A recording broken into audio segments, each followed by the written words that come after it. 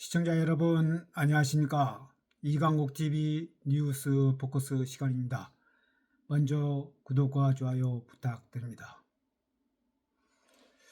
국민의힘 김문수 대선 후보가 제 아내가 자랑스럽습니다 라고 쓰인 티셔츠를 입고 유세에 나섰습니다. 저와 함께 가는 그 길이 늘 가시밭길이고 힘든 길인데 가장으로서 지켜주면서 저와 산지가 먼저 44년이 됐다며 그동안 저를 지켜주고 함께 해준 제 아내가 자랑스럽다고 했습니다. 김문수 후보는 저는 서울대를 다니다 잘려서 졸업도 못하고 제 아내와 공장을 다니면서 만나 눈이 맞아 결혼했다며 1980년 전두환 대통령이 되면서 둘 다 잘리고 계엄 때 제 아내 동생 자취하는 다락방에 숨어 있다가 계엄이 끝나고 제 아내와 결혼했다고 설명했습니다. 제가 여러 가지로 부족한 점이 많은데 제 아내한테는 특히 부족하다. 제 딸한테도 장난감 하나 사준 적도 없다고 말했습니다. 김 후보는 연설 도중 감정이 격해진 듯 잠시 울먹이기도 했습니다. 김문수 후보는 제 대학교 바로 후배고 또 유시주라는 유시민의 여동생이 있는데 그 사람이 구로공단에 취업해서 거기하고 저하고 노조운동을 하다가 같이 감옥에 갔다. 두 사람만이 아니라 그때 14명이 갔는데 그중 하나가 유시민의 여동생이라서 제가 감옥 가 있을 때도 같이 가족끼리 잘 알고 제 아내하고 유시민도 잘 알고 다 잘한다고 말했습니다. 정치가 아주 비정하다. 정치라는 게 서로 마주하다 보면 그런 어려운 점이 있는데 그래도 제 아내를 가지고 그렇게 말하는 건 과연 그게 맞느냐며 저는 대통령보다도 가정이 더 중요하다. 가정이 없다면 대통령이 무슨 소용이 있겠느냐고 했습니다.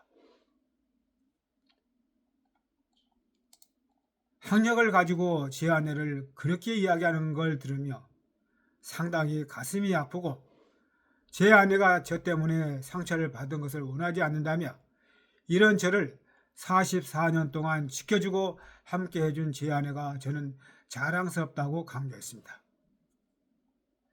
김 후보는 페이스북에 설란영이 김문수고 김문수가 설란영이라며 인생에서 갈 수 있는 자리가 따로 있고 갈 수 없는 자리가 따로 있나?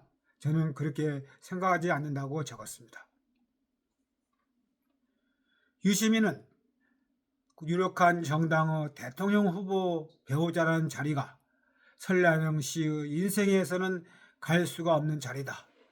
영분이 될 수도 있는 거다라며 그러니까 제정신이 아니다라는 그런 뜻이라고 말했습니다. 이때 진행자인 털보 김어준도 맞장구를 쳤습니다. 유시민이 여성 노동자 학력 비하 발언을 한 것은 그 대상이 정치적 반대 진영의 대선 후보 아내이기 때문일 것입니다. 유시민은 민주당 등 진보 진영 한편에 서서 확성기 역할을 해왔습니다. 명문대 출신의 국회의원과 장관을 하며 많은 것을 누린 유시민은 서민을 위하는 척하면서 계층 갈등을 부각하고 이를 정치 수단으로 이용해 왔습니다. 그러더니 고졸 여성 노동자 출신이라고 마구 비하했습니다. 유시민의 발언에는 사회적 약자에 대한 비하와 멸시가 가득 차 있습니다. 보건복지부 장관과 국회의원을 지낸 사람이 했다는 말이라고는 도저히 믿기지 않을 정도의 천박한 여성 비하, 고졸무시 노동자 폄하 발언입니다.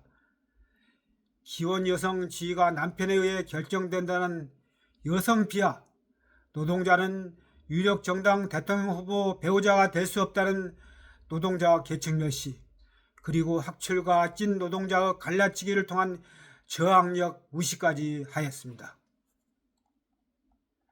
여성을 독립된 인격체가 아니라 남성에게 예속된 부속물로 보는 봉건적 남성의 세계관을 여과 없이 드러냈습니다.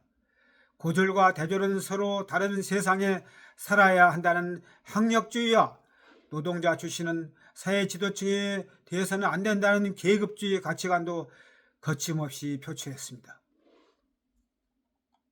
유심히 이렇게 대담하게 말하는 것은 대선이 이미 끝났다는 생각을 하고 있기 때문일 것입니다.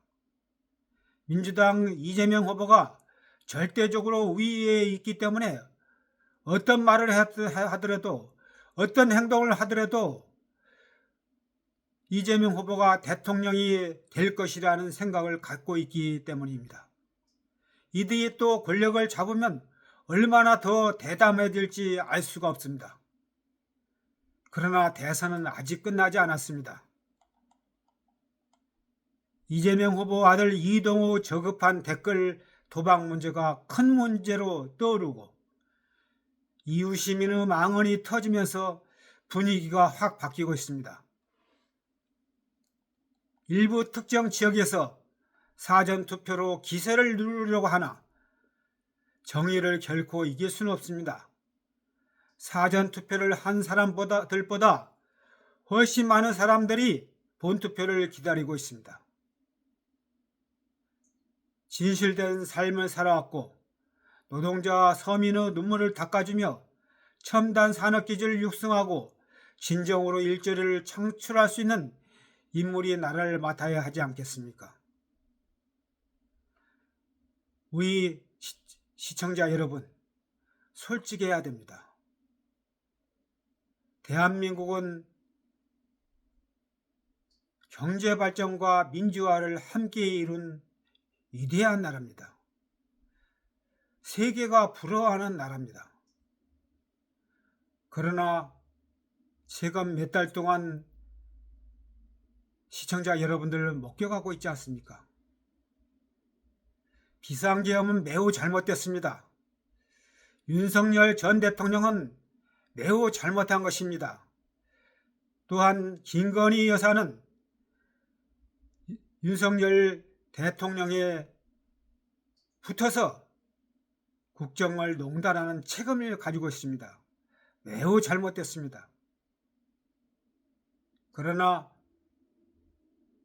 탄핵을 남발한 것도 잘했다고 결코 볼 수가 없습니다.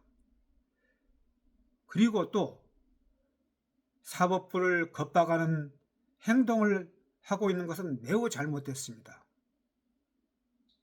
대법원장, 대법관을 탄핵하려는 그러한 생각을 갖고 있고 또한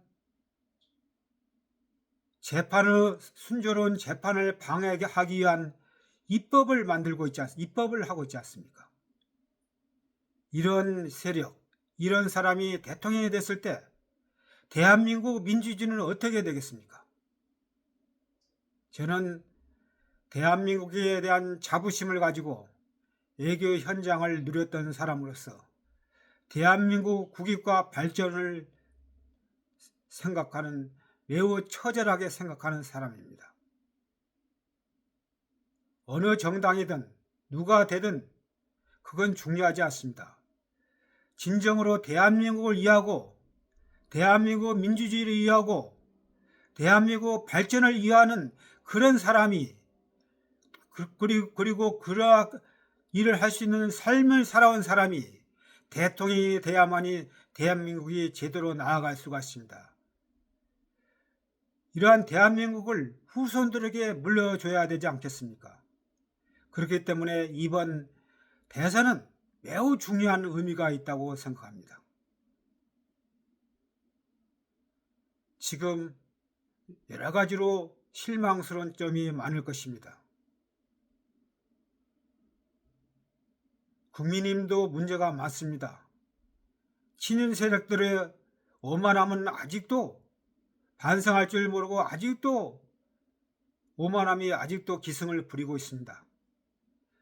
윤상현 의원을 선대위원장으로 임명한 것은 매우 잘못됐다고 그렇게 이야기했지만 끄떡도 하지 않고 있습니다. 그러나 어떻겠습니까? 최선이 아니라면 차선, 차악이라도 선택해야 되지 않겠습니까? 투표를 포기한 것은 가장 잘못된 것입니다. 투표를 해서 대한민국을 바로잡겠다는 그런 의지를 보여줘야 할 것입니다. 이강국 TV 뉴스 포커스였습니다.